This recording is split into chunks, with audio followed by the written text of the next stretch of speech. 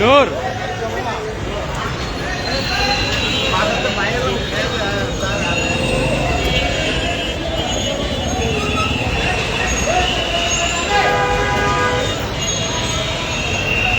প্রিয় দর্শক, এই মুহূর্তে দেখছেন খিলগাঁও যে বাজার, সেই বাজারে উচ্ছেদ অভিযান চলছে এবং এই উচ্ছেদ অভিযান থেকে সরাসরি আপনাদেরকে দেখাচ্ছি।